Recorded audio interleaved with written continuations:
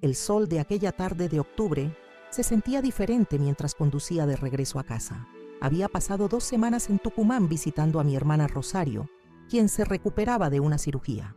Recuerdo perfectamente cómo tarareaba esa vieja canción de Mercedes Sosa que tanto le gustaba a mi difunto Manuel mientras conducía por calle de los Jacarandás. Los árboles en flor formaban una especie de túnel púrpura que siempre me anunciaba la llegada a mi hogar, a esa casa que construimos con tanto esfuerzo durante más de 40 años de matrimonio.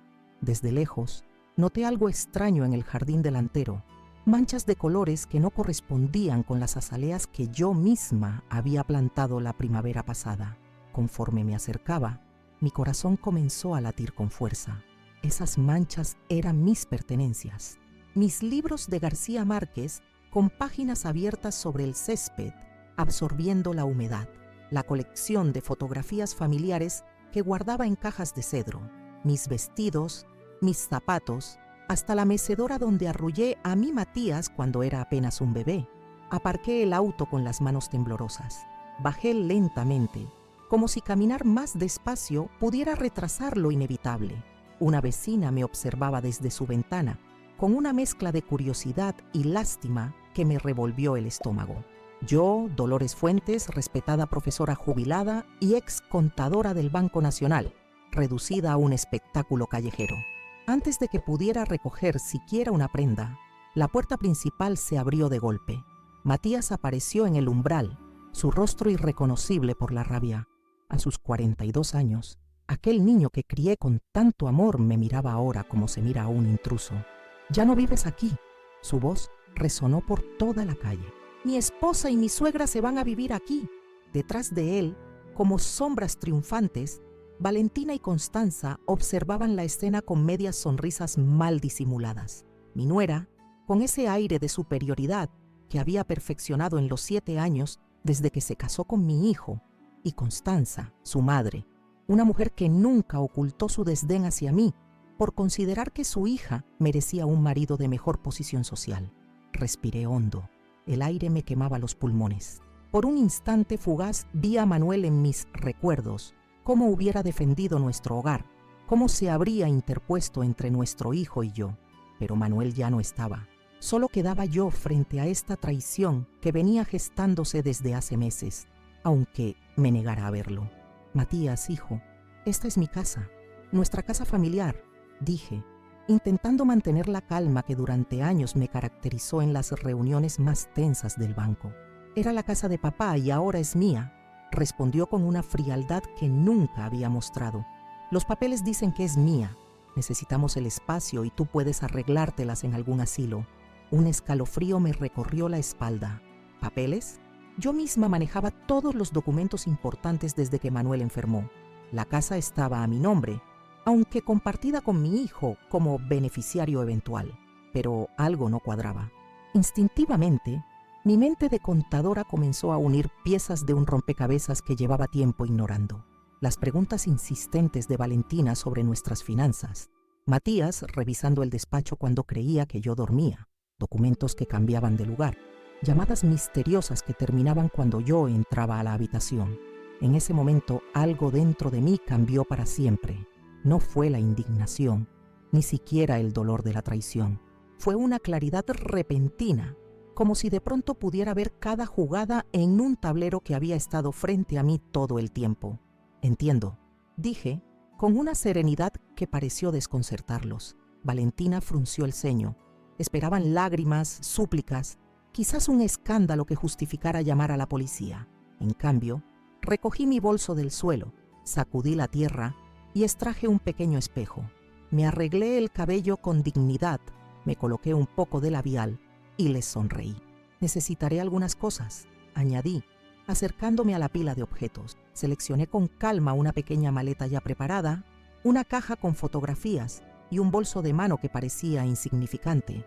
No mostré interés por la vajilla de porcelana que había sido de mi madre, ni por la ropa costosa, ni siquiera por las joyas que podía ver esparcidas descuidadamente. La expresión de Valentina cambió de triunfo a confusión. Constanza susurró algo a su oído. Matías, nervioso ahora, dio un paso adelante. «¿Eso es todo lo que vas a decir?», ¿No vas a pelear? ¿No vas a llorar?, preguntó, y por un instante vi al niño inseguro que siempre buscaba aprobación. No, hijo, no voy a darte ese gusto, respondí mientras colocaba mis escasas pertenencias en el maletero del auto. Pero recuerda bien este momento. Recuerda cómo trataste a tu madre, quien te dio la vida y te dedicó la suya. Subí al auto con la misma elegancia que utilizaba para entrar a las juntas directivas del banco. Arranqué lentamente, sin prisa. En el espejo retrovisor, vi a mi hijo paralizado en la entrada, a Valentina tirando de su brazo para volver adentro, a Constanza con una expresión de desdén que pronto aprendería a lamentar. Conduje hacia el centro de Mendoza, sin un destino claro. Las calles empedradas resonaban bajo las ruedas mientras mi mente trabajaba a toda velocidad. 40 años como contadora no pasan en vano. Los números, los documentos, las estrategias financieras siempre fueron mi especialidad. Mi hijo había olvidado quién era su madre, de dónde venía, qué sabía hacer. Me detuve frente al café antiguo donde solía reunirme con mis antiguas colegas cada jueves. Carmen estaría allí, con su posada siempre disponible para emergencias. Eduardo, mi viejo amigo y vecino, seguramente me ofrecería su ayuda sin hacer preguntas. Y Lucía Torres, la mejor abogada de derechos familiares de la provincia, estaría en su oficina a solo 2 cuadras. No sentía pánico ni desesperación. Lo que sentía era una determinación fría y calculada que no había experimentado en años. Saqué de mi bolso aquella pequeña libreta negra donde guardaba los contactos más importantes de mi vida profesional. Nombres que Matías ni siquiera conocía, influencias que jamás imaginó que su simple madre pudiera tener. Un plan comenzaba a formarse en mi mente. No sería una venganza impulsiva, sino una lección meticulosamente ejecutada. Porque si algo me enseñaron mis años manejando las finanzas de los más poderosos de Mendoza, es que la paciencia es el arma más letal cuando se usa con inteligencia. Mientras entraba al café, recordé una frase que Manuel solía repetir: los lobos más peligrosos son los que no necesitan aullar para demostrar su fuerza. Yo había sido cordero demasiado tiempo. Ahora, silenciosamente, me transformaría en el tipo de adversario que mi hijo, mi nuera y mi suegra jamás esperarían enfrentar. La campanilla de la puerta del café anunció mi entrada. Varias cabezas se giraron y reconocí rostros amigos, sorprendidos de verme fuera de mi rutina habitual. Carmen se levantó de inmediato, notando algo en mi expresión que la alarmó. Me acerqué a su mesa con paso firme, decidida a comenzar lo que sería la mayor transformación de mi vida a los 65 años. Lo que sucedió después cambiaría para siempre el destino de todos nosotros. Carmen me miró fijamente mientras le relataba lo sucedido. Sus ojos se abrieron con indignación cuando le conté sobre mis pertenencias en el jardín, pero no parecía del todo sorprendida. Lo sospechaba, confesó finalmente revolviendo su café. Valentina Van ha estado haciendo preguntas en el pueblo sobre abogados especializados en traspasos de propiedades, sobre cómo funciona el proceso cuando un anciano es declarado incapaz. Un escalofrío me recorrió la espalda. ¿Incapaz? ¿Yo? La mujer que había manejado las cuentas de las familias más poderosas de Mendoza durante décadas. Necesito entender qué está pasando exactamente, dije, más para mí misma que para Carmen. Esto no es una simple disputa familiar, hay algo más. Esa misma tarde, instalada en una habitación modesta pero confortable de la Posada del Valle, comencé a reconstruir el rompecabezas. Sobre la cama coloqué la pequeña caja de fotografías que había rescatado, pero no eran simples recuerdos sentimentales. Entre las imágenes familiares había guardado copias de documentos importantes, una vieja costumbre de mis años en el banco. Siempre tengo un respaldo que nadie sospeche, me decía mi mentor. Las fotografías contaban una historia diferente a la que mi hijo creía conocer. Allí estaba la escritura original de la casa, firmada exclusivamente a mi nombre como regalo de mis padres antes de casarme con Manuel.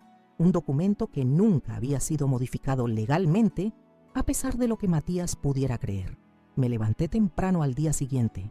Me vestí con la única muda de ropa formal que había rescatado. Un traje sastre color crema que Manuel siempre decía que me hacía parecer intimidante en el mejor sentido posible. Me miré al espejo y acomodé mi cabello plateado en un moño impecable. Necesitaba verme como la Dolores Fuentes que inspiraba respeto, no como la madre traicionada. Mi primera parada fue el Banco Nacional de Mendoza. Atravesé las puertas de mármol saludando a guardias que aún me reconocían. Solicité una reunión con Rodrigo Vázquez, director actual y antiguo pasante mío. Su secretaria intentó darme una cita para la semana siguiente. Dígale que Dolores Fuentes necesita revisar el expediente Torres Mendoza. Insistí con una sonrisa que no admitía réplica. 5 minutos después, estaba en su oficina. «Dolores, qué sorpresa tan agradable», exclamó Rodrigo, pero su sonrisa se desvaneció al ver mi expresión. «¿Qué sucede?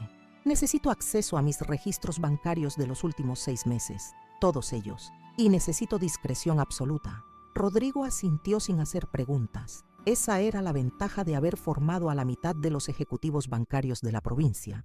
Sabían que yo nunca pedía nada sin una buena razón. Lo que descubrí durante las siguientes 2 horas me dejó helada. Pequeñas transferencias sistemáticas desde mis cuentas principales hacia una cuenta conjunta que desconocía. Firmas mías en documentos que jamás había visto. Una solicitud de hipoteca sobre la casa utilizando un poder notarial que supuestamente yo había otorgado 3 meses atrás, cuando estaba de viaje en Santiago de Chile visitando a mi hermano Rafael. «Esto es falsificación», murmuró Rodrigo señalando las firmas. «Las conozco bien, Dolores. Trabajé con tus documentos durante años. Salí del banco con copias certificadas de todo y una determinación renovada. Mi siguiente destino fue el bufete Torres y Asociados. Lucía me recibió inmediatamente. Otra ventaja de haber gestionado su primer préstamo para abrir su despacho cuando nadie apostaba por una abogada mujer en los años 90. «Estamos ante un caso claro de fraude y abuso patrimonial», concluyó Lucía después de revisar mis documentos. «Pero necesitamos más. Necesitamos entender quién está detrás de todo esto realmente». «Mi nuera y mi suegra», respondí sin dudar. Mi hijo nunca habría ideado algo así por sí mismo. Matías siempre fue brillante pero influenciable. ¿Tienes forma de acceder a sus comunicaciones? ¿Correos? ¿Mensajes? Negué con la cabeza, pero entonces recordé algo. El año anterior, para su cumpleaños, le había regalado a Matías un teléfono nuevo. Como él nunca fue muy hábil con la tecnología, yo misma configuré las copias de seguridad en la nube, vinculadas a una cuenta de correo que creamos juntos. Una cuenta a la que yo todavía tenía acceso. «Quizás sí tenga una manera», dije, sintiendo una extraña mezcla de tristeza y astucia. Esa noche, desde la habitación de la posada, accedí a la cuenta compartida. Las copias de seguridad automáticas habían seguido funcionando fielmente. Mensajes, correos, fotografías, todo estaba allí. Con cada archivo que abría, mi corazón se encogía un poco más. Conversaciones entre Valentina y Constanza, planeando cómo deshacerse de la vieja. Correos con un notario de dudosa reputación sobre cómo falsificar documentos de manera que parecieran auténticos. Fotografías de Valentina con un hombre que reconocí como Javier Montero, un concejal casado y con influencias políticas considerables. Pero lo que más me dolió fueron los mensajes de Matías. Mi ímaco, manipulado con maestría por Valentina, convencido poco a poco de que yo era una carga, de que merecía vivir su vida plenamente, sin la responsabilidad de una madre envejecida, de que la casa era por derecho suya. «Tu madre tuvo su vida. Ahora nos toca a nosotros», le escribí a Valentina. «Además, ya está mayor. Seguro estará mejor en una residencia donde la cuiden. Es por su bien». Lágrimas silenciosas rodaron por mis mejillas, no por la traición, sino por la debilidad de mi hijo, por cómo había permitido que envenenaran su corazón contra la mujer que habría dado su vida por él. Durante las siguientes semanas, establecí una rutina. Por las mañanas visitaba diferentes instituciones financieras donde había trabajado. Por las tardes, me reunía con Lucía para construir nuestro caso. Por las noches, seguía monitoreando las comunicaciones, recopilando más y más evidencia. Descubrí que el plan era más ambicioso de lo que imaginaba. No solo querían la casa. Valentina y Constanza habían identificado todas mis cuentas, mis inversiones, incluso un pequeño terreno en las afueras que había comprado como sorpresa para la graduación de mi nieta Isabella. Pretendían apropiarse de todo, dejándome literalmente en la calle. El punto de inflexión llegó cuando encontré correos entre Constanza y un médico. Planeaban obtener un certificado de evaluación psiquiátrica que me declarara incapaz de administrar mis bienes. El médico, sin siquiera haberme visto, ya había preparado un diagnóstico de demencia senil incipiente. Esa noche no dormí. Me senté junto a la ventana de la posada, observando las luces de Mendoza parpadear a lo lejos. Podía ver mi casa desde allí, en lo alto de la colina de Villa Esperanza. Las luces estaban encendidas. Probablemente estaban celebrando su victoria, ignorando que la guerra apenas comenzaba. Tomé decisiones esa noche, decisiones que la Dolores de antes, la madre abnegada y la esposa devota, quizás no habría tomado. Pero ya no era esa mujer. Las circunstancias me habían transformado. Al amanecer, llamé a mi hermano Rafael en Santiago. Siempre había sido el rebelde de la familia, el que conocía a cierto tipo de personas que podían conseguir cierto tipo de información. Necesitaba acceso a las comunicaciones de Valentina con su amante, el concejal. Necesitaba saber hasta dónde llegaba esa relación y qué otras cosas oscuras podrían estar ocultando. «Dame 3 días», respondió Rafael después de escuchar mi relato. «Y Dolores, lamento no haber visto esto venir. Siempre desconfié de esa mujer». Mientras esperaba, comencé la segunda fase de mi plan. Visité el Banco Internacional donde tenía cuentas que Matías y Valentina desconocían, cuentas abiertas durante mis años como consultora independiente antes de jubilarme por completo. «Quiero transferir todos los fondos», indiqué al gerente, otro ex colega, «a estas cuentas en Montevideo». El hombre alzó las cejas, pero procesó la operación sin cuestionamientos. 4 transferencias distintas, a 4 cuentas diferentes, todas legales pero imposibles de rastrear para alguien sin mis conocimientos del sistema financiero. Luego, visité mi caja de seguridad. Además de joyas familiares y documentos importantes, contenía algo que Manuel y yo habíamos guardado para emergencias: bonos al portador y una modesta colección de monedas de oro, nuestro seguro contra tiempos difíciles. Los retiré todos. Cuando regresé a la posada esa tarde, Carmen me recibió con una noticia inquietante. «Matías ha estado preguntando por ti. Vino al café, parecía nervioso. Dijo que está preocupado, que no contesta sus llamadas. ¿Preocupado por mí o por las cuentas bancarias que ha descubierto vacías?», respondí con una sonrisa triste. Esa noche Rafael me llamó. Su voz sonaba tensa, casi impresionada. «Dolores, no tienes idea de en qué están metidos. El concejal Montero no es solo el amante de Valentina. Están involucrados en un esquema de recalificación de terrenos. Compran propiedades baratas que luego, misteriosamente, son aprobadas para desarrollo comercial. Y mi nuera participa en esto.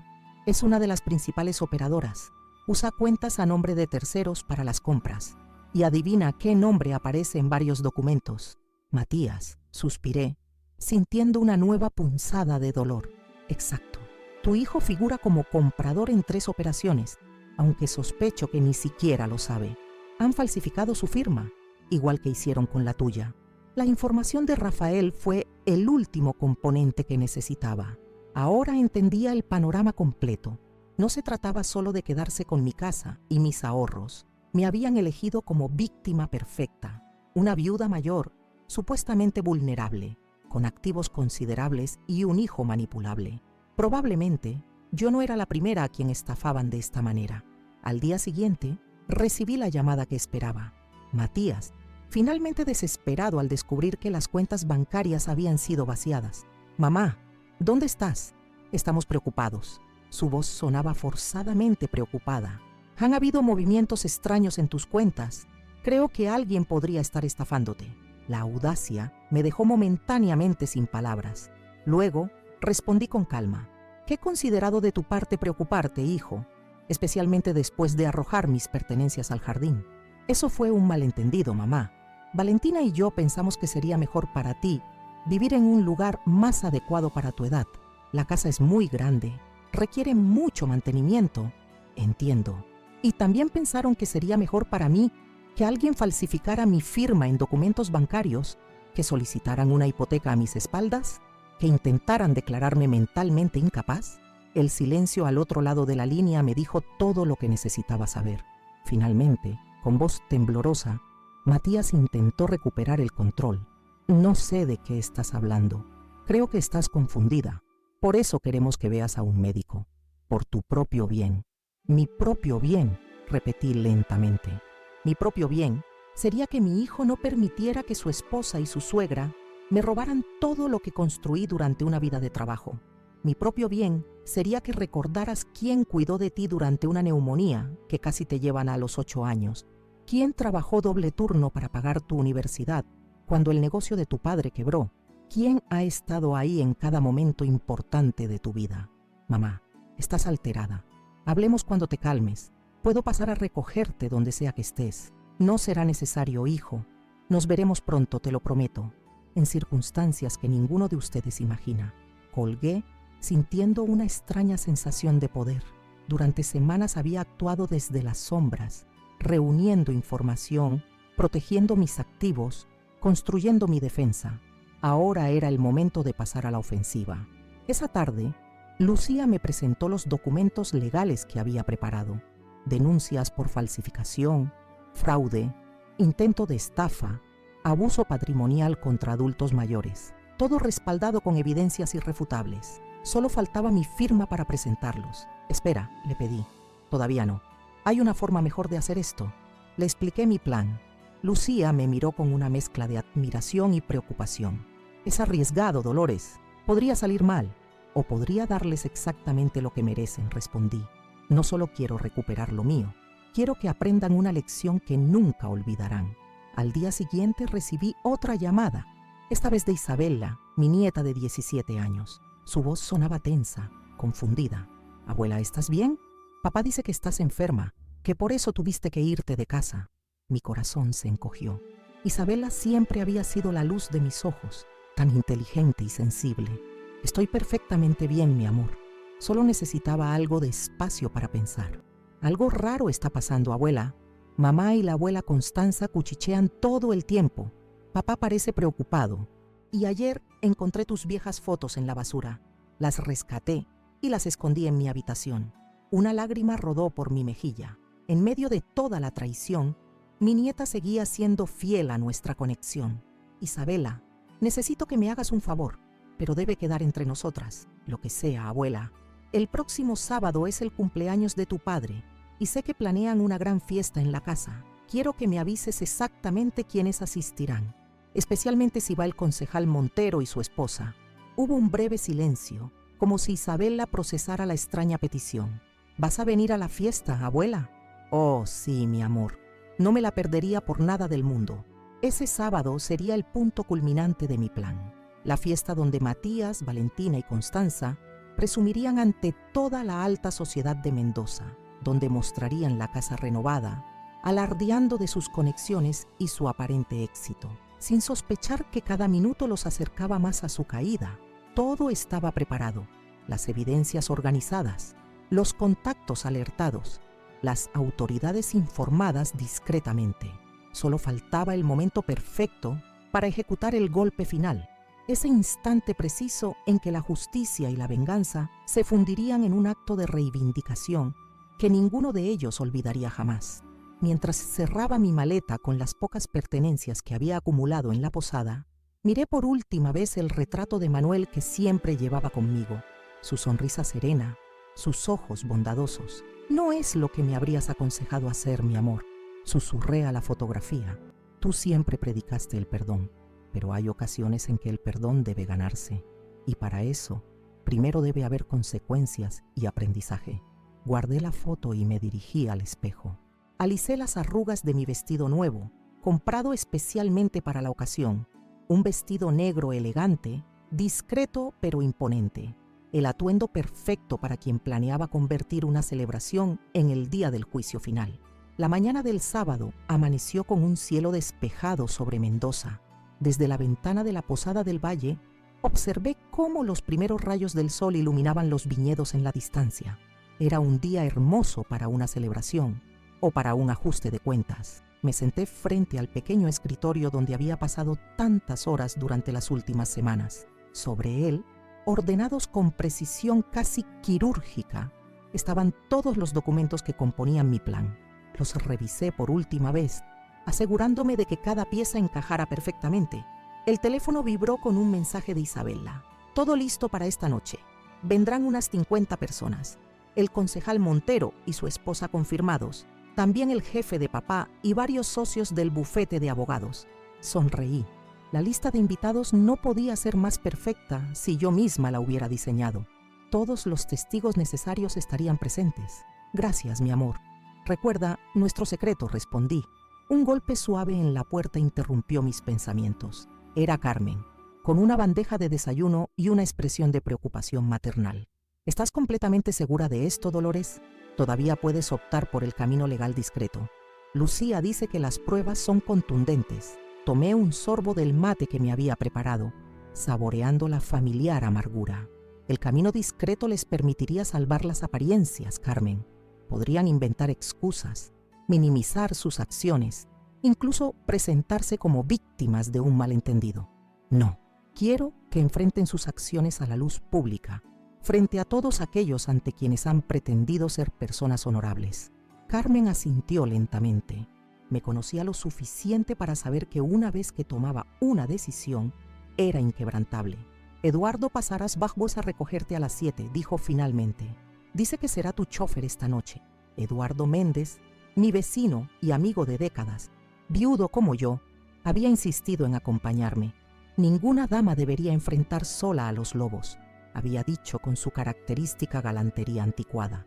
Pasé la mañana finalizando los últimos detalles. A mediodía, recibí la visita de Lucía Torres, quien traía consigo un maletín con documentos legales y una pequeña caja negra. El técnico configuró todo, explicó, mostrándome el contenido. Un pequeño dispositivo con un botón. Un clic y las pantallas de la casa mostrarán exactamente lo que planeamos. Tus documentos originales, las pruebas de falsificación, los correos, las fotografías, todo. ¿Y las autoridades? El comisario Rivero estará en posición desde las 8. Un mensaje tuyo y sus oficiales intervendrán. También confirmé con el editor del diario El Independiente. Su mejor reportero estará entre los invitados, aparentemente como acompañante de otro. Asentí satisfecha, cada engranaje en su lugar. Hay algo más que debes saber, añadió Lucía, su tono volviéndose más serio. Hemos encontrado indicios de que esta no es la primera vez. Valentina y Constanza tienen un patrón. Hace 3 años, en Córdoba, una situación muy similar con una viuda adinerada. La mujer terminó internada en un asilo despojada de todo. Y hay indicios de otro caso en Salta. Un escalofrío recorrió mi espalda. No era solo sobre mí, sobre mi casa o mi dinero. Era un esquema predatorio sistemático contra personas vulnerables. Con más razón deben ser detenidas, respondí con renovada determinación. Pasé la tarde preparándome meticulosamente. Me di un baño prolongado, dejando que el agua caliente relajara mis músculos tensos. Luego vino el ritual del maquillaje, algo que había descuidado desde la muerte de Manuel. Base ligera para unificar el tono, un toque de colorete para dar vida a mis mejillas, labial rojo oscuro, casi granate. Elegí con cuidado los pendientes de oro y esmeraldas que Manuel me había regalado en nuestro 30º aniversario. Mientras cepillaba mi cabello plateado, me detuve a observar mi reflejo. Las arrugas alrededor de mis ojos contaban historias de risas y lágrimas. Las líneas en mi frente hablaban de preocupaciones y decisiones difíciles. Este rostro, marcado por los años, era el mapa de una vida plena, no el semblante de alguien que pudiera ser descartado como un objeto inservible. Esta noche, Dolores, me dije a mí misma, reclamarás tu dignidad. A las 7 en punto, Eduardo tocó a mi puerta, siempre puntual. Vestía un traje oscuro impecable y sostenía un pequeño ramo de camelias. Para darte valor, dijo, ofreciéndomelas con una sonrisa. Aunque dudo que lo necesites. Su gesto me conmovió. En medio de toda la traición, era reconfortante recordar que aún existían personas de buen corazón. El trayecto hacia mi casa, porque nunca el agua había dejado de ser mía, fue silencioso. Eduardo respetó mi necesidad de concentración, limitándose a conducir con calma por las calles de Mendoza que comenzaban a iluminarse con el crepúsculo. Al acercarnos a Villa Esperanza, pude ver la actividad en mi residencia. Coches lujosos aparcados luces encendidas en todas las habitaciones, el jardín iluminado con antorchas decorativas. La celebración estaba en pleno apogeo. «Detente aquí», pedí a Eduardo cuando estábamos a una cuadra. «Necesito un momento». Cerré los ojos y respiré profundamente 3 veces. Un ejercicio que Manuel me había enseñado para calmar los nervios antes de reuniones importantes. «No es odio lo que me mueve», murmuré para mí misma. «Es justicia». Con esa claridad mental, le indiqué a Eduardo que continuara. Al llegar frente a la casa, varios invitados que fumaban en el jardín voltearon a mirar el auto, curiosos. Sus expresiones de sorpresa cuando bajé del vehículo me dieron la primera satisfacción de la noche. «Dolores, qué sorpresa verte aquí». Era Mercedes Salvatierra, esposa del presidente del Banco Provincial y antigua clienta mía. Su tono forzadamente alegre no ocultaba su incomodidad. Todos sabían que algo extraño había ocurrido conmigo, pero nadie había tenido el valor de preguntar directamente. «No me perdería el cumpleaños de mi hijo por nada del mundo, Mercedes», respondí con una sonrisa serena. «Después de todo, esta sigue siendo mi casa». Sin esperar respuesta, avancé hacia la entrada principal. El joven que controlaba el acceso, claramente contratado para la ocasión, me miró confundido. «Soy Dolores Fuentes, la dueña de esta casa», dije con autoridad. «No necesito invitación para entrar a mi propio hogar». El muchacho, intimidado, se hizo a un lado. Crucé el umbral sintiendo una extraña mezcla de familiaridad y alienación. La casa donde había vivido por décadas había sido modificada.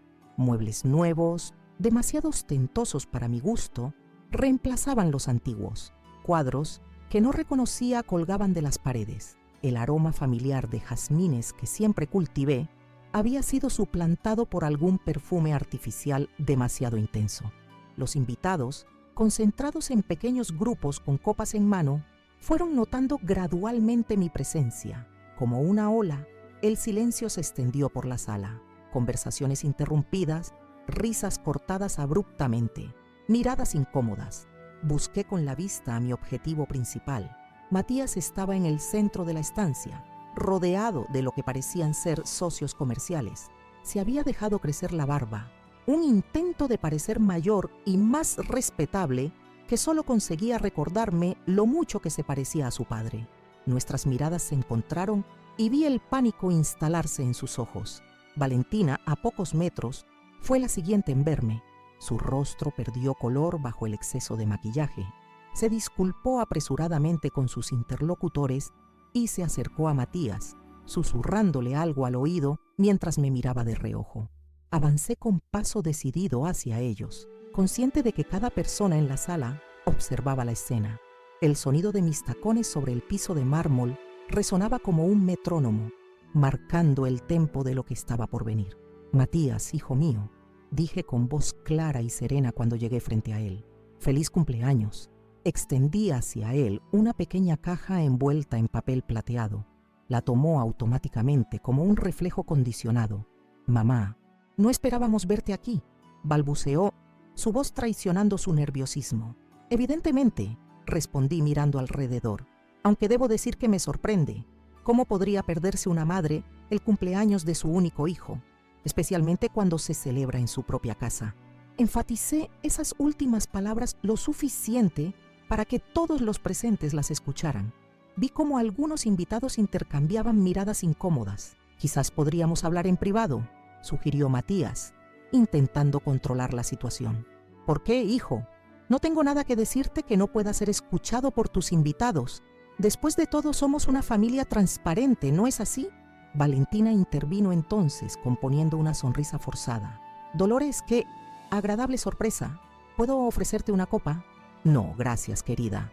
Nunca he necesitado alcohol para enfrentar la verdad, pero parece que algunos aquí sí».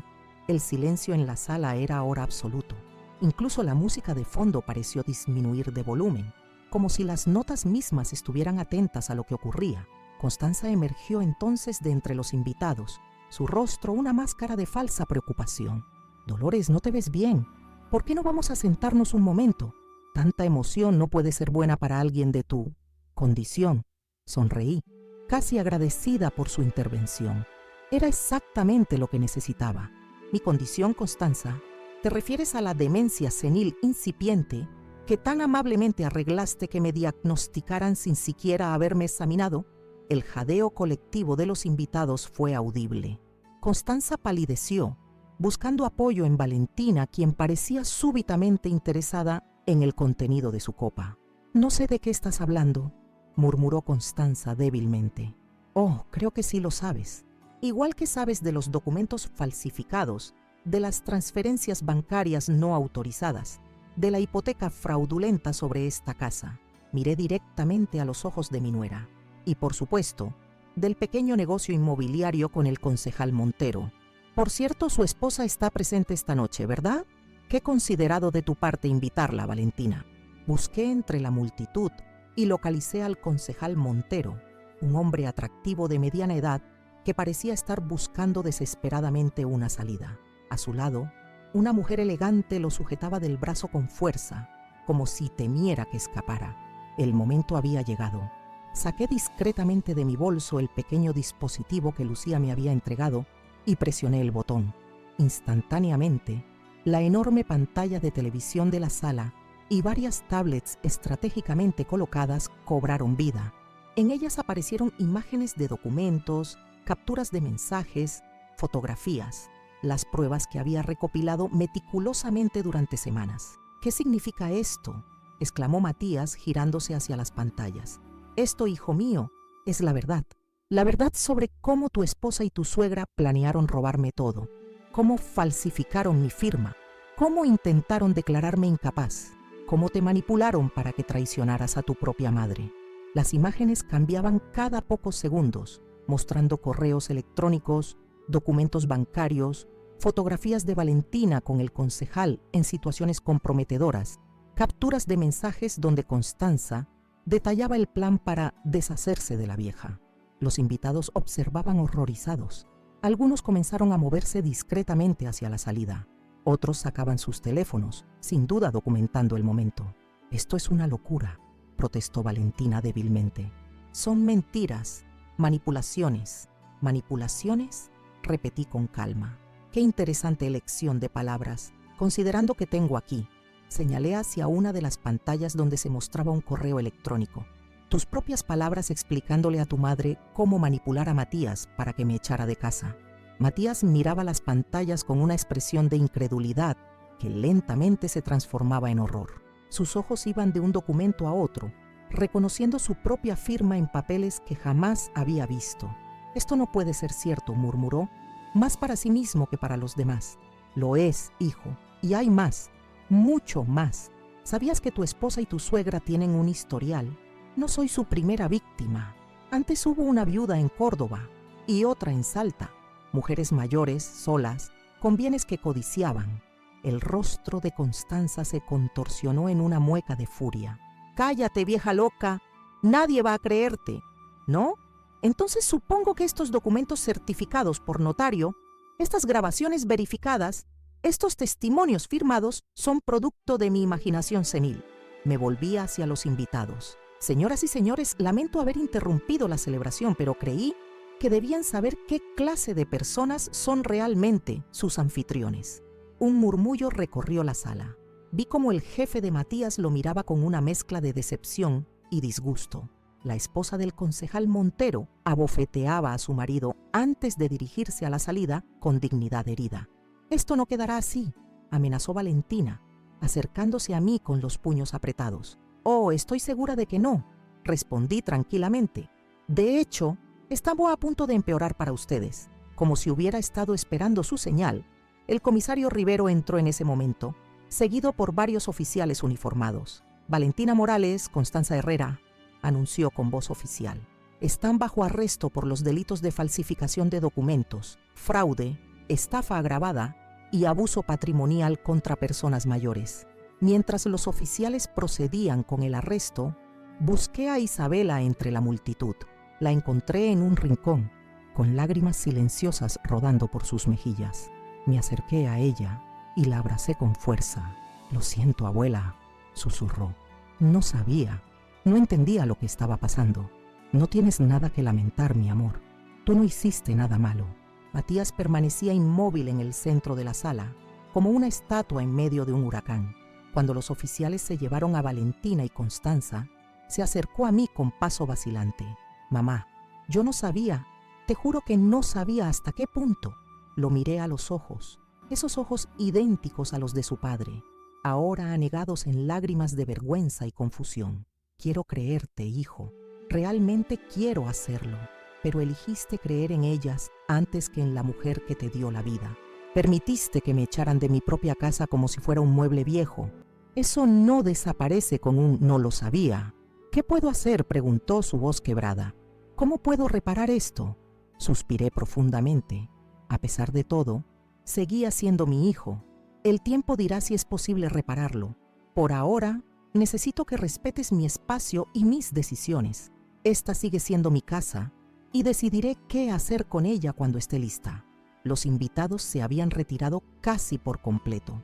Solo quedaban algunos rezagados, testigos del epílogo de un drama que sin duda sería el tema de conversación en Mendoza durante meses. Eduardo se acercó discretamente. «¿Quieres que te lleve de regreso a la posada, Dolores?». Miré alrededor, a la casa que había sido mi hogar durante décadas, ahora transformada por manos extrañas. «No, Eduardo. Esta noche dormiré en mi propia cama, en mi propia habitación. Es hora de que las cosas vuelvan a su lugar». Mientras subía las escaleras hacia el dormitorio principal, sentí una extraña ligereza. No era felicidad, no exactamente. Era la sensación de haber recuperado algo más valioso que una propiedad o unos bienes materiales. Había recuperado mi dignidad, mi autonomía, mi derecho a decidir sobre mi propia vida. Ya en la habitación, me senté frente al tocador donde tantas veces me había preparado para el día. Comencé a desmaquillarme con movimientos pausados, observando cómo la máscara de guerrera que había adoptado esa noche daba paso nuevamente al rostro familiar de Dolores Fuentes. «Lo hicimos, Manuel», susurré al reflejo, imaginando por un momento que mi esposo estaba allí, apoyando sus manos sobre mis hombros como solía hacer.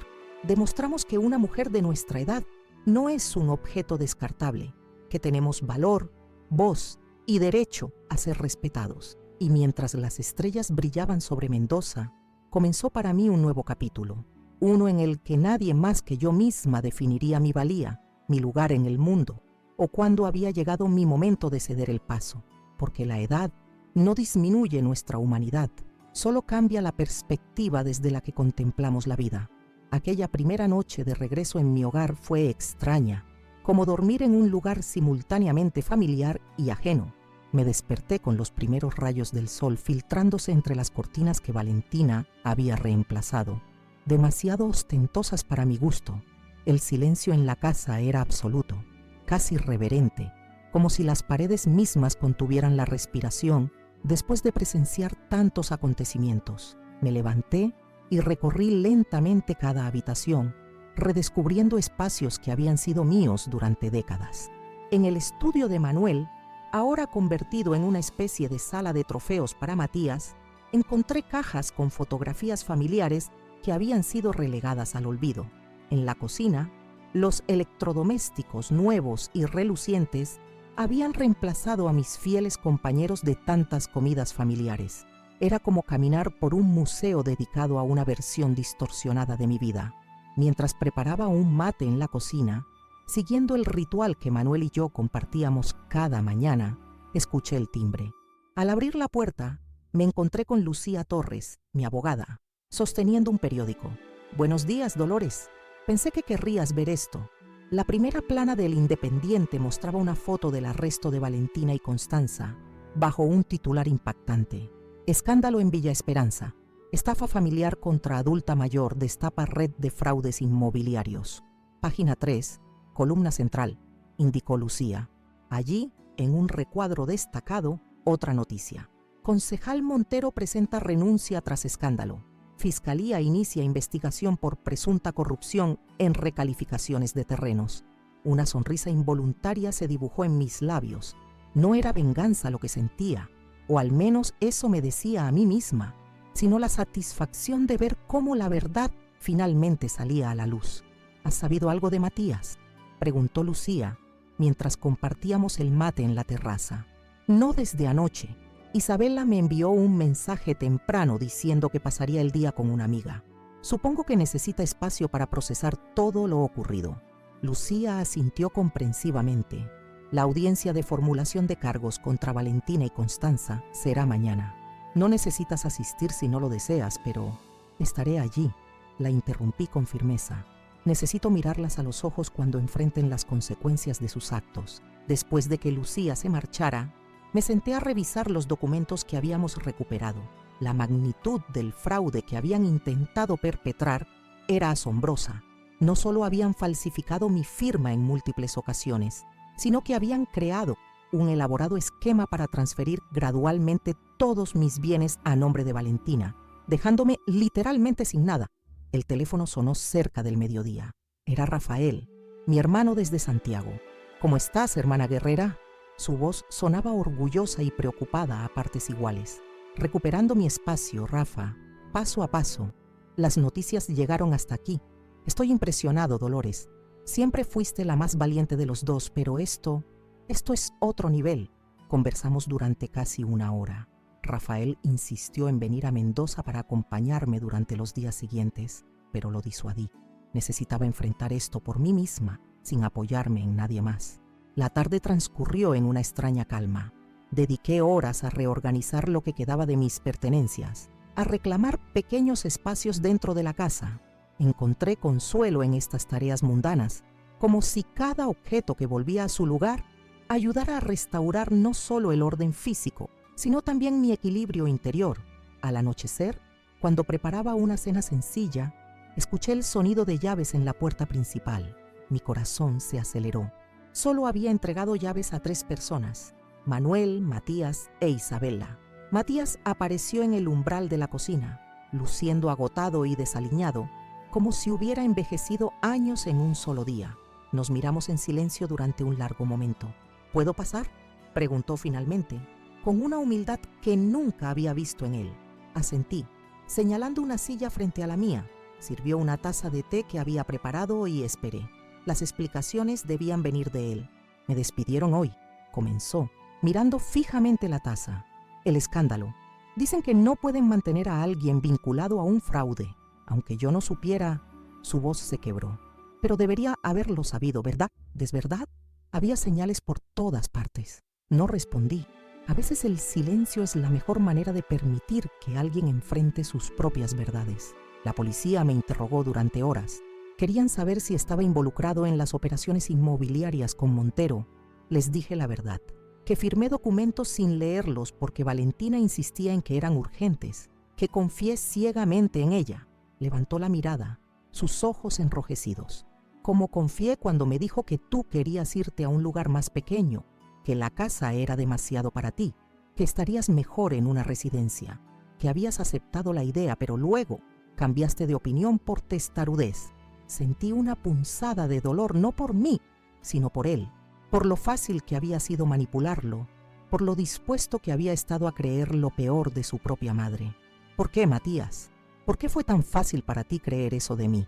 La pregunta quedó suspendida entre nosotros, pesada como una losa. Mi hijo bajó la mirada, incapaz de sostener la mía. Porque era conveniente creerlo, admitió finalmente. Porque la casa es hermosa y céntrica. Porque Valentina siempre quiso vivir aquí. Porque se detuvo, como si las siguientes palabras fueran demasiado dolorosas para pronunciarlas. Porque era más fácil verme como una carga que como tu madre, completé por él. Las lágrimas comenzaron a correr por sus mejillas. No hice ningún movimiento para consolarlo. Este era un dolor necesario, un dolor que debía sentir para comprender la magnitud de su traición. Lo siento tanto, mamá, tanto que no sé ni por dónde empezar a repararlo. No estoy segura de que pueda repararse, hijo. Algunas cosas, una vez rotas, nunca vuelven a ser iguales. La confianza es una de ellas. Se levantó abruptamente, caminando de un lado a otro de la cocina como un animal enjaulado. ¿Entonces qué? ¿Me odiarás para siempre? ¿Me echarás de tu vida como yo lo hice contigo? Por primera vez desde que había comenzado toda esta pesadilla, sentí que las lágrimas amenazaban con desbordarse. Las contuve, respirando profundamente. No, Matías, no te odio. Eres mi hijo y te amaré hasta mi último aliento. Pero el amor no borra las consecuencias. No puedes esperar que después de todo lo ocurrido simplemente finjamos que nada pasó y volvamos a ser la familia feliz. ¿Qué puedo hacer entonces? Su voz sonaba desesperada. Darme tiempo. Darte tiempo a ti mismo para reflexionar sobre cómo permitiste que esto sucediera. Y mientras tanto, enfrentar las consecuencias de tus acciones como el hombre que tu padre y yo criamos para que fueras. Asintió lentamente, como asimilando mis palabras. Antes de marcharse, se detuvo en la puerta. Isabela quiere quedarse contigo. Dice que no volverá a casa mientras Valentina esté allí. Isabela siempre será bienvenida aquí. Es lo suficientemente madura para tomar sus propias decisiones. Valentina probablemente saldrá bajo fianza mañana. Constanza también. No me sorprendió. El sistema judicial tenía sus limitaciones, especialmente cuando se trataba de personas con conexiones. Lo sé. Por eso la batalla legal apenas comienza, hijo. Y esta vez no me quedaré de brazos cruzados. La mañana siguiente amaneció gris y amenazante, como si el clima mismo quisiera acompañar la solemnidad del día. Me vestí con cuidado para la audiencia. Un traje sastre azul marino, sobrio pero elegante, perlas en el cuello y el cabello recogido en un moño impecable. La imagen en el espejo me devolvió a una Dolores que no veía desde hacía tiempo. La profesional respetada, la mujer que no se dejaba intimidar. Lucía pasó a recogerme puntualmente. En el trayecto hacia los tribunales me puso al día sobre la estrategia legal. Han contratado a Gustavo Mendizábal como abogado defensor. Es bueno, pero no tiene nuestra evidencia. Intentarán minimizar los cargos, presentarlo como un malentendido familiar. ¿Un malentendido? ¿Falsificar firmas y documentos oficiales es un malentendido? Lucía sonrió con cierta dureza. Es su única carta. También intentarán cuestionarte a ti, tu memoria, tu estado mental. Están desesperados. Que lo intenten, respondí, sintiendo una determinación férrea a sentarse en mi interior. El juzgado ya estaba lleno cuando llegamos. Para mi sorpresa, vi rostros conocidos entre el público. Carmen, Eduardo, antiguas colegas del banco, incluso vecinos de Villa Esperanza. Habían venido a mostrar su apoyo, a ser testigos de que una mujer mayor podía defenderse y exigir justicia. Valentina y Constanza entraron escoltadas por guardias. Vestían ropa sobria y llevaban expresiones estudiadamente afligidas, como actrices preparándose para un papel dramático. Cuando Valentina me vio, desvió rápidamente la mirada. Constanza, en cambio, me observó con un odio apenas disimulado. El juez Ramírez, un hombre de unos 60 años conocido por su rectitud, presidía la audiencia. Tras las formalidades iniciales, la fiscal Miranda presentó los cargos: falsificación de documentos públicos, estafa agravada, abuso patrimonial contra persona mayor, tentativa de apropiación indebida. Mendizábal, el abogado defensor, se levantó con confianza excesiva. Su señoría, estamos ante un lamentable conflicto familiar mal interpretado. Mis clientas actuaron con la mejor intención, buscando el bienestar de la señora Fuentes, quien a sus 65 años comenzaba a mostrar signos de confusión y dificultades para administrar sus bienes. Un murmullo de indignación recorrió la sala. Lucía apretó mi mano pidiendo paciencia. Tenemos un informe médico que sugiere un deterioro cognitivo leve pero significativo, continuó Mendizábal, sosteniendo un documento. Objeción, su señoría, intervino Lucía con firmeza. Ese supuesto informe fue elaborado sin que el médico en cuestión jamás examinara a mi clienta, como confirma esta declaración jurada del propio profesional, quien admite haber sido presionado para emitirlo. El juez revisó ambos documentos con expresión severa. Objeción aceptada. Abogado Mendizábal, espero que no esté presentando evidencia fraudulenta ante este tribunal. El rostro de Mendizábal perdió color. Valentina se inclinó hacia él, susurrándole algo con urgencia. La audiencia continuó con la presentación de evidencias. Cada documento falsificado, cada correo electrónico incriminatorio, cada testimonio de los funcionarios bancarios que habían detectado irregularidades se sumaba al peso de la acusación. Cuando me tocó declarar, sentí todas las miradas sobre mí. Señora Fuentes, comenzó el juez, ¿podría relatarnos cómo descubrió el presunto fraude? Durante los siguientes 20 minutos, narré con precisión cada detalle. Las primeras sospechas, la investigación sistemática, los descubrimientos sobre casos anteriores en otras provincias. Mi voz no tembló ni una sola vez.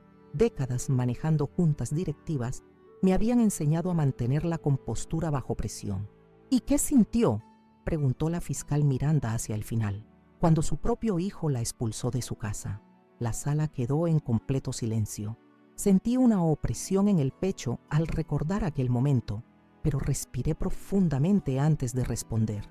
Sentí que algo se rompía dentro de mí, no solo por perder mi hogar, sino por darme cuenta de lo fácil que resultaba para la sociedad descartar a una mujer mayor, considerarla prescindible, sin voz ni derechos. Eso fue lo que más me dolió, comprobar que para muchos envejecer significa volverse invisible. Vi cómo varias personas entre el público asentían, algunas incluso secándose lágrimas discretas. El juez me observaba con una mezcla de respeto y compasión. Cuando llegó el turno de Mendizábal para interrogarme, intentó su última carta. Señora Fuentes, ¿no es cierto que usted misma había expresado en ocasiones sentirse abrumada por el mantenimiento de una casa tan grande? Jamás, respondí categóricamente. Amo cada rincón de esa casa. Cada planta del jardín fue sembrada por mis manos. Cada habitación guarda recuerdos irreemplazables. ¿Y no es posible que usted haya olvidado conversaciones donde acordaba transferir la propiedad? A su edad, es normal que la memoria, abogado, lo interrumpí con una sonrisa fría. Durante 30 años fui contadora jefe del Banco Nacional de Mendoza. Manejaba simultáneamente cientos de cuentas con precisión milimétrica. Mi memoria fue mi herramienta de trabajo y sigue siéndolo.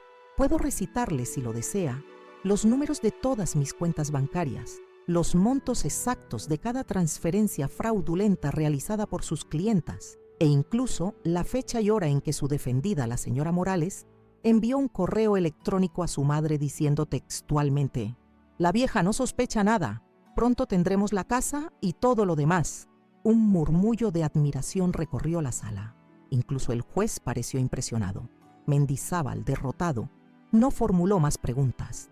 Al final de la audiencia, el juez Ramírez dictaminó: Valentina y Constanza enfrentarían juicio por todos los cargos. Mientras tanto, se les prohibía acercarse a mí o a mi propiedad, y sus pasaportes serían retenidos para evitar una posible fuga.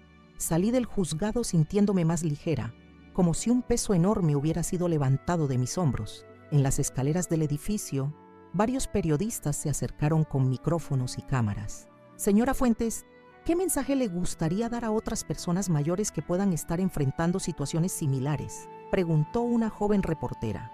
Reflexioné un momento antes de responder, consciente de que mis palabras podrían llegar a muchas personas vulnerables. Que no permitan que nadie les haga creer que valen menos por tener más años, que se mantengan alertas y no tengan miedo de pedir ayuda. Que recuerden que envejecer es un privilegio, no una razón para ser marginados o despojados de sus derechos. Los días siguientes transcurrieron en una extraña nueva normalidad. Isabela se instaló en su antigua habitación, trayendo consigo una energía juvenil que la casa necesitaba desesperadamente. Matías pasaba ocasionalmente, siempre cauto, siempre arrepentido, intentando reconstruir puentes que él mismo había quemado. Una tarde, mientras trabajaba en el jardín recuperando las azaleas que habían sido descuidadas, recibí una visita inesperada. Lucía llegó acompañada por dos mujeres que no conocía: Elena Suárez, de 70 años, y María Quinteros, de 68. «Dolores», explicó Lucía después de las presentaciones. «Elena y María son las otras víctimas, de Córdoba y Salta respectivamente. Leyeron sobre tu caso en los periódicos y se pusieron en contacto conmigo. Las historias de ambas mujeres eran dolorosamente similares a la mía. Elena había perdido su casa y sus ahorros a manos de Valentina y Constanza, quienes habían utilizado a su sobrino como punto de entrada, igual que hicieron con Matías.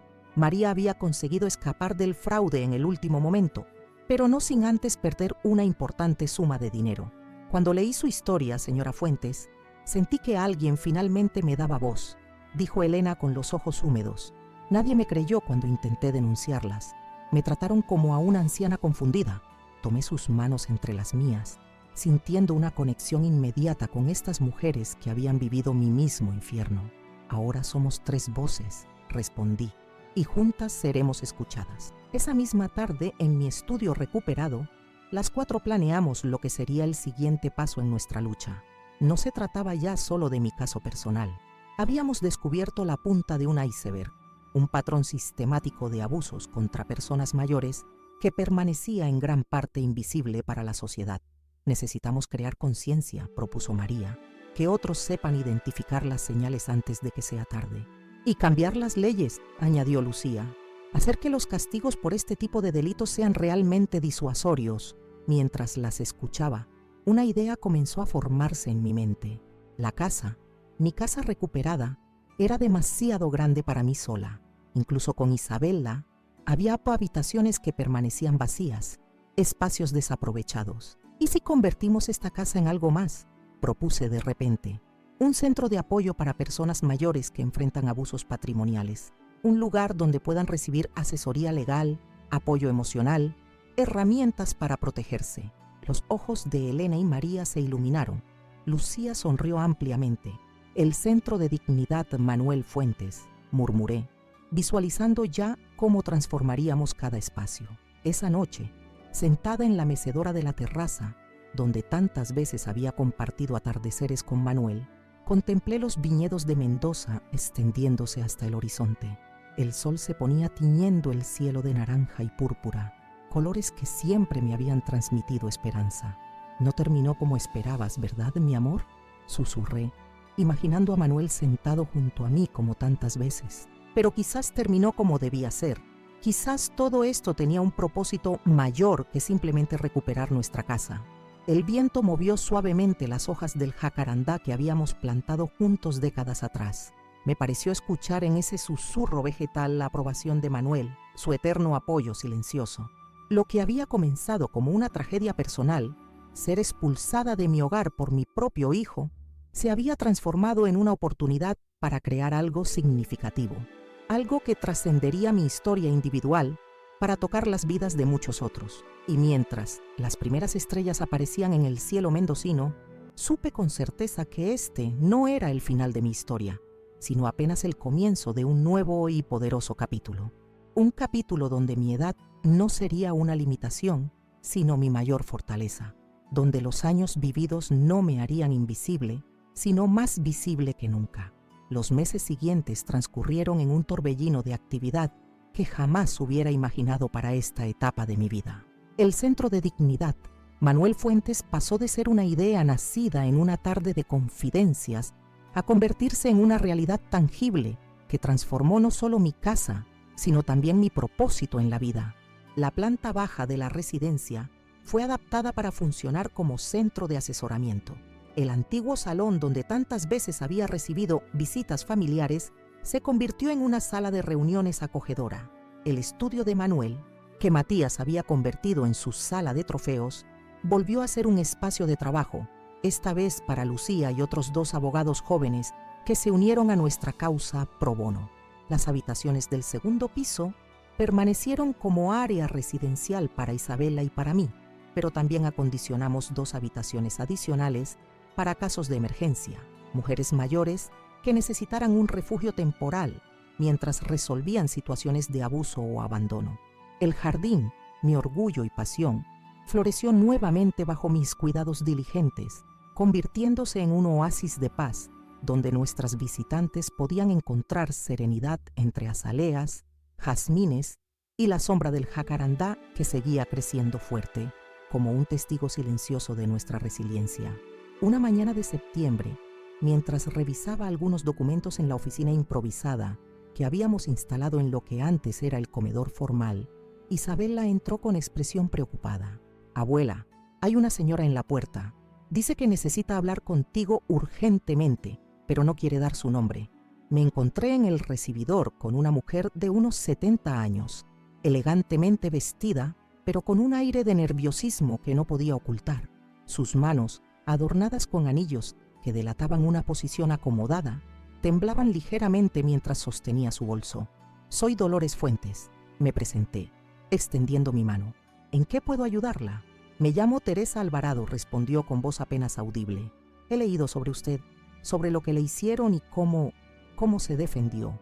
La invité a pasar al salón, donde Carmen, quien ahora colaboraba con el centro 3 días por semana, nos sirvió té en la vajilla que había logrado recuperar de entre las pertenencias que Valentina había relegado al desván. Mi hijo y mi nuera, comenzó Teresa después de dar un sorbo a su té, están haciendo exactamente lo mismo que le hicieron a usted. Comenzó con pequeñas cosas, documentos que desaparecían, preguntas constantes sobre mis finanzas, sugerencias cada vez más insistentes de que la casa donde vivo desde hace 40 años es demasiado grande para mí sola. Mientras la escuchaba, sentí un escalofrío de reconocimiento. Era como oír mi propia historia narrada por otra voz. Ayer encontré en el escritorio de mi hijo un poder notarial con mi firma, una firma que yo nunca estampé. Sus ojos se llenaron de lágrimas contenidas, pero su voz se mantuvo firme. Había dignidad en su dolor, una dignidad que reconocí inmediatamente. ¿Qué debo hacer? No quiero denunciar a mi propio hijo, pero tampoco quiero terminar en la calle, despojada de todo lo que construí durante una vida de trabajo. Tomé sus manos entre las mías, sintiendo el peso de su confianza, la responsabilidad de guiarla en este momento crucial. Lo primero, Teresa, es asegurar sus bienes. Hoy mismo, antes de volver a casa, durante las siguientes 2 horas, trabajamos con Lucía para establecer un plan de acción inmediato. Teresa visitaría su banco para cambiar todas las claves de acceso, revocaría cualquier poder otorgado anteriormente y establecería un sistema de alertas para cualquier movimiento en sus cuentas. También documentaríamos el poder falsificado como evidencia, pero sin presentar cargos todavía.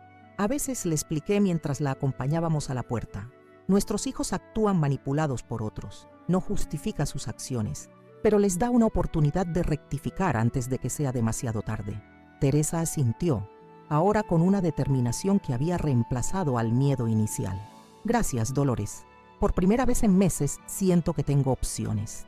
Casos como el de Teresa comenzaron a llegar con frecuencia creciente. Al principio, 1 o 2 por semana. Luego, a medida que nuestro trabajo ganaba visibilidad, hasta 3 o 4 diarios. No todos eran situaciones de fraude familiar. Algunos involucraban a cuidadores, vecinos oportunistas, incluso a profesionales que abusaban de la confianza de sus clientes mayores. El periódico El Independiente publicó un extenso reportaje sobre nuestro centro, destacando el trabajo que realizábamos y, para mi sorpresa, presentándome como la nueva voz de los derechos de los adultos mayores en Mendoza. La exposición mediática, aunque inicialmente incómoda para alguien que siempre había valorado su privacidad, resultó invaluable para nuestra causa. Una tarde, mientras trabajaba en el jardín, actividad que seguía siendo mi refugio personal, vi llegar el auto de Matías. Desde el incidente, nuestras interacciones habían sido limitadas y cuidadosamente medidas. Él pasaba ocasionalmente a visitar a Isabela, siempre anunciándose previamente, siempre manteniendo una distancia respetuosa conmigo. Esta vez, sin embargo, parecía diferente. Se acercó con paso decidido hacia donde yo podaba las rosas, llevando una carpeta en la mano. «Mamá, necesito mostrarte algo», dijo sin preámbulos. Dentro de la carpeta había documentos legales, su divorcio de Valentina, finalmente concretado después de meses de negociaciones tensas. «Es oficial desde ayer», explicó. «Pensé que querrías saberlo». Asentí, sin saber exactamente qué decir. El divorcio era un paso necesario, pero no borraba el daño causado. «También conseguí un nuevo trabajo», continuó, señalando otros papeles en la carpeta. «En Santiago, con el tío Rafael». Esto sí me sorprendió. Rafael, siempre el rebelde de la familia, dirigía ahora una fundación dedicada a la transparencia corporativa y la responsabilidad social empresarial. Me ofreció un puesto en el departamento legal. No es lo que hacía antes, y el sueldo es considerablemente menor, pero siento que es lo correcto. Lo miré con atención, buscando en sus ojos algún rastro del hijo que había conocido antes de que Valentina entrara en nuestras vidas. Por primera vez en mucho tiempo, vi algo genuino allí. Arrepentimiento, ciertamente, pero también una determinación nueva, más madura. «¿Cuándo te irías?» «En 2 semanas. Quería saber si estarías dispuesta a hablar realmente antes de que me vaya. Tenemos mucho pendiente, mamá». Dejé las tijeras de podar y me quité los guantes de jardinería. El sol comenzaba a ponerse tiñendo el cielo de dorados y violetas que siempre me recordaban a Manuel. «Ven mañana a cenar», le dije finalmente. «Isabela estará feliz de preparar esos ravioles que tanto te gustan». La sonrisa de alivio en su rostro me recordó al niño que una vez había sido, aquel que corría a mis brazos cada vez que volvía de la escuela. La cena con Matías, la noche siguiente, fue el primer paso en un largo y difícil camino de reconciliación. No hubo grandes discursos ni promesas grandilocuentes, solo conversaciones honestas sobre el pasado y tentativas aproximaciones hacia un futuro en el que quizás podríamos reconstruir algo de lo perdido. «¿Sabes qué es lo que más lamento?», me dijo mientras tomábamos café en la terraza después de la cena. «No haber valorado todo lo que hiciste por mí. Tomé tu amor como algo garantizado, algo que siempre estaría ahí sin importar cómo te tratara. El amor de una madre siempre está ahí, Matías, pero el respeto debe ganarse día a día, incluso entre padres e hijos», asintió, comprendiendo finalmente lo que durante años había intentado enseñarle. Octubre trajo consigo la noticia que habíamos estado esperando, la fecha del juicio contra Valentina y Constanza. A pesar de los intentos de su abogado por demorar el proceso, la jueza asignada al caso, una mujer de unos 50 años con fama de inflexible, había establecido un calendario acelerado. La mañana del juicio, el Centro de Dignidad Manuel Fuentes cerró excepcionalmente sus puertas. Todo nuestro equipo, incluidas Elena y María, quienes se habían mudado a Mendoza para colaborar permanentemente con nosotros, estaba presente en la sala del tribunal. También había rostros nuevos entre el público. Teresa Alvarado, ahora una colaboradora regular del centro. Josefina Méndez, una viuda de 75 años que había recuperado su casa gracias a nuestra intervención. Roberto Sánchez, un jubilado que había sido estafado por su propio sobrino y ahora ayudaba a otros hombres mayores a identificar señales de abuso. Valentina y Constanza entraron escoltadas, vestidas con sobriedad estudiada y expresiones de falsa dignidad que ya no engañaban a nadie. Valentina había perdido peso. Las ojeras bajo sus ojos hablaban de noches de insomnio. Constanza, en cambio, mantenía la misma arrogancia de siempre, como si aún creyera en su impunidad. El juicio se extendió durante 5 días intensos. Cada testimonio, cada prueba presentada, cada argumento legal construía un caso sólido e irrefutable. Cuando llegó mi turno de declarar, me sorprendió mi propia serenidad. Ya no había ira ni deseo de venganza en mi corazón, solo la certeza tranquila de estar haciendo lo correcto. «Señora Fuentes», preguntó la fiscal en un momento de mi testimonio, «¿qué espera obtener de este proceso judicial?». Reflexioné un momento antes de responder, consciente de que mis palabras quedarían registradas y podrían influir en casos futuros. «Justicia, no venganza. Que se reconozca el daño causado no solo a mí, sino a todas las víctimas de estas mujeres.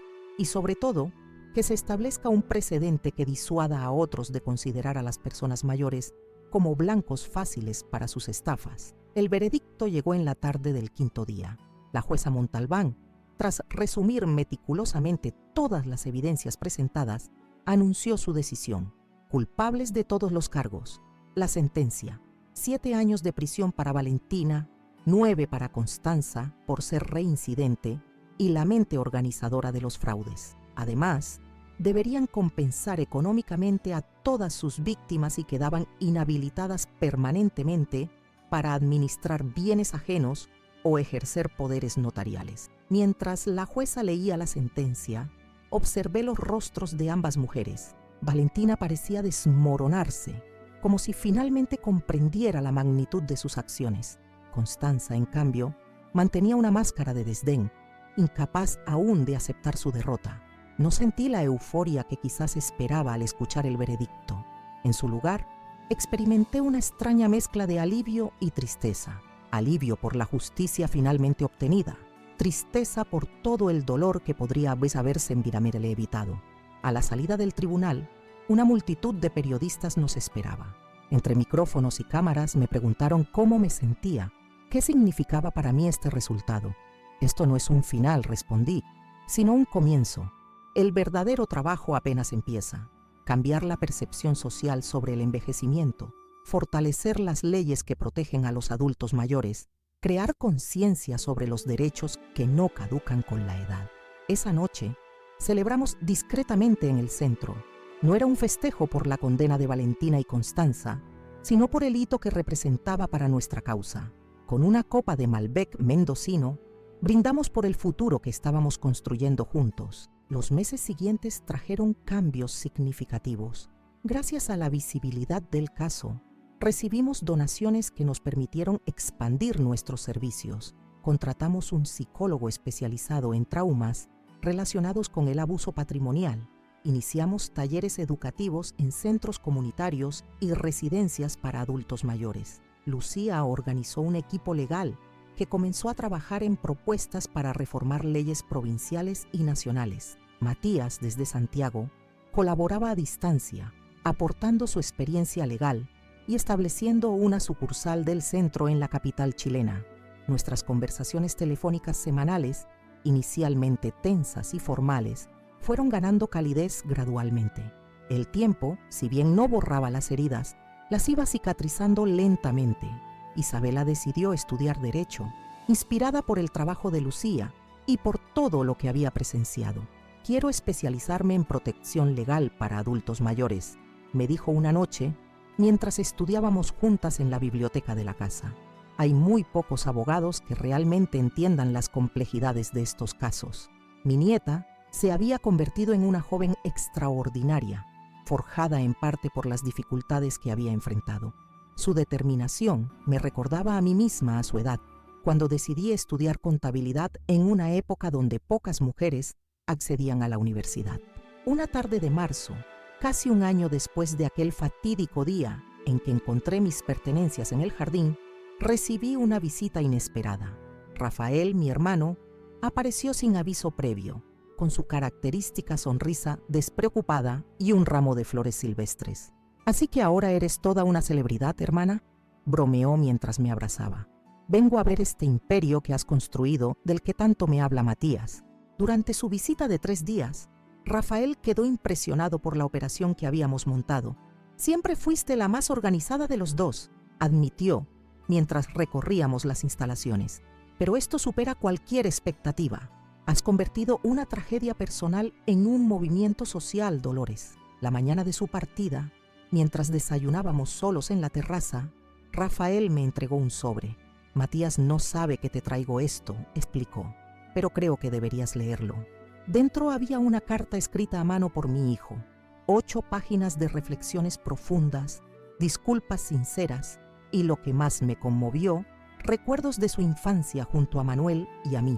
Momentos que creía olvidados pero que él había atesorado.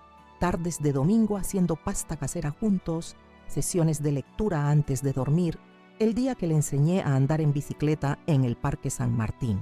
«Está encontrando su camino de vuelta», dijo Rafael suavemente. «Dale tiempo, tiempo». Quizás esa era la lección más valiosa que había aprendido en todo este proceso. A nuestra edad, el tiempo adquiere un valor diferente. No es algo para malgastar en rencores o lamentaciones, sino un recurso precioso que debe invertirse sabiamente. En mayo, organizamos el primer Congreso Provincial sobre Derechos y Protección de Adultos Mayores. Más de 300 personas asistieron, entre profesionales, funcionarios públicos y ciudadanos interesados. Fui invitada a dar el discurso inaugural, un honor que acepté con humildad y determinación. De pie ante el micrófono, observé los rostros atentos que llenaban el auditorio. Vi esperanza, vi compromiso, vi el inicio de un cambio real en la forma en que nuestra sociedad percibe y trata a sus mayores. Hace poco más de un año, me encontré literalmente en la calle, con mis pertenencias arrojadas al jardín por mi propio hijo. Ese día creí que mi vida había terminado, que no había futuro para mí más allá de la humillación y la pérdida. Hice una pausa, permitiendo que el peso de esas palabras se asentara. Hoy, sin embargo, me encuentro ante ustedes no como víctima, sino como sobreviviente, como testigo de que nuestro valor como seres humanos no disminuye con la edad, como prueba viviente de que nunca es tarde para defenderse, para reconstruirse, para transformar el dolor en propósito. Mientras continuaba mi discurso, sentí una presencia familiar, como si Manuel estuviera allí, sonriendo con esa mezcla de orgullo y ternura que siempre me dedicaba en los momentos importantes. Lo que comenzó como mi historia personal se ha convertido en nuestra historia colectiva. Cada adulto mayor que recupera su voz, cada familia que aprende a valorar la sabiduría de sus mayores, cada ley que se reforma para proteger nuestros derechos, es un paso hacia una sociedad más justa y humana. Al terminar mi intervención, el auditorio se puso de pie, aplaudiendo con una intensidad que me abrumó. Entre la multitud, distinguí a Isabela, radiante de orgullo, a Eduardo con lágrimas apenas contenidas, a Carmen, aplaudiendo con entusiasmo, a Lucía, asintiendo con satisfacción profesional. Y allí, en la última fila, parcialmente oculto pero inconfundible para los ojos de una madre, estaba Matías. Había venido desde Santiago sin avisar, solo para escucharme hablar. Nuestras miradas se encontraron brevemente a través de la distancia, y en ese intercambio silencioso sentí que algo fundamental se restablecía entre nosotros. Más tarde, mientras recibía felicitaciones de los asistentes, Matías se acercó tímidamente. «Estuviste magnífica, mamá», dijo con sincera admiración. «Papá estaría tan orgulloso de ti». «De nosotros», corregí suavemente. «Estaría orgulloso de lo que estamos construyendo juntos, a pesar de todo». Esa noche, de regreso en casa, me detuve un momento en el jardín. El jacarandá que Manuel y yo habíamos plantado décadas atrás ahora se erguía majestuoso, sus ramas extendiéndose hacia un cielo estrellado. Como nosotros, había enfrentado tormentas, sequías, vientos feroces, pero seguía creciendo, adaptándose, floreciendo a su tiempo. Respiré profundamente el aire fresco de Mendoza, dejando que llenara mis pulmones con renovada vitalidad. La vida que se extendía ante mí no era la que había imaginado, pero de alguna manera resultaba más rica, más significativa, más plena de lo que hubiera podido prever. Aquel día terrible en que mis cosas fueron arrojadas al jardín, cuando mi hijo me gritó: «¡Ya no vives aquí!», creí que mi mundo terminaba. Ahora comprendía que había sido apenas el comienzo de un nuevo camino, uno que me había llevado a descubrir fuerzas que no sabía que poseía y propósitos que nunca hubiera imaginado. El futuro seguía siendo incierto, como lo es para todos sin importar la edad, pero ya no lo temía. Lo esperaba con la serenidad de quien ha aprendido que cada crisis contiene la semilla de una oportunidad, que cada final alberga la promesa de un nuevo comienzo, y que la verdadera dignidad no reside en lo que otros deciden otorgarnos, sino en lo que nosotros mismos nos atrevemos a reclamar. Mientras contemplo todo lo que ha ocurrido desde aquel fatídico día en que me encontré con mis pertenencias arrojadas al jardín, no puedo evitar reflexionar sobre las vueltas inesperadas que da la vida. Lo que comenzó como el momento más humillante y doloroso de mi existencia, se transformó en el catalizador de mi mayor propósito. Quizás te preguntes cómo una mujer de 65 años, traicionada por su propio hijo y enfrentada a un sistema que frecuentemente invisibiliza a los mayores, encontró la fuerza para levantarse y no solo recuperar lo que era suyo, sino también ayudar a otros en situaciones similares. La respuesta es simple y compleja a la vez: dignidad. Esa convicción profunda de que nuestro valor como seres humanos no disminuye con los años, que nuestros derechos no caducan con la edad, que nuestra voz merece ser escuchada. Recuerdo vívidamente cada paso de este camino. Cuando decidí no mostrar mi desesperación ante Matías, Valentina y Constanza, sino actuar con estrategia. Cuando recuperé meticulosamente las pruebas de sus engaños, documentando cada falsificación, cada transferencia fraudulenta, cada conspiración para despojarme de todo lo que había construido durante una vida de trabajo deshonesto. Cuando planifiqué cuidadosamente la confrontación en aquella fiesta de cumpleaños, revelando la verdad ante todos los invitados que creían conocer a la respetable familia que me había marginado. El momento de justicia en el tribunal, viendo a Valentina y Constanza enfrentar las consecuencias de sus actos, no me trajo la satisfacción vengativa que quizás esperaba. En su lugar, sentí una tranquila certeza de que el orden natural de las cosas se restablecía, de que la verdad, aunque dolorosa, siempre encuentra su camino hacia la luz. La creación del Centro de Dignidad Manuel Fuentes transformó mi casa recuperada en algo mucho más valioso. un refugio para quienes enfrentan situaciones similares, un espacio donde la experiencia y sabiduría de los adultos mayores son valoradas y defendidas. Cada persona que atraviesa nuestras puertas buscando ayuda me recuerda por qué esta lucha vale la pena, por qué debemos seguir alzando la voz contra el abuso y la discriminación por edad. El reencuentro gradual con Matías, el florecimiento de Isabella como una joven comprometida con nuestra causa, la red de apoyo que hemos construido con personas como Elena, María, Teresa y tantos otros, me demuestran que incluso de las situaciones más oscuras pueden hacer luz si nos negamos a ser víctimas pasivas de las circunstancias. Esta historia que he compartido contigo no es solo mía, es la historia de todas las personas mayores que han sido descartadas, ignoradas o abusadas en una sociedad que a menudo confunde juventud con valor.